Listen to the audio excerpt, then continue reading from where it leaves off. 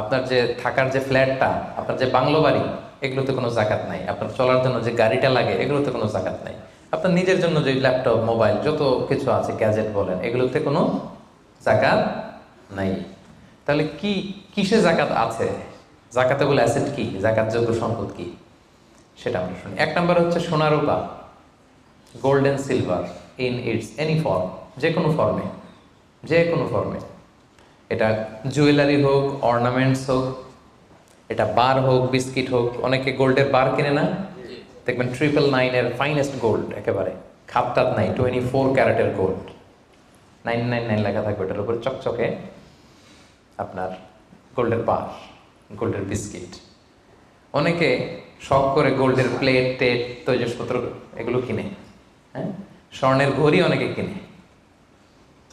পুরুষের জন্য কিন্তু স্বর্ণের ঘড়ি, আংটি কোনোটাই পরা বৈধ না। কিন্তু যদি কেউ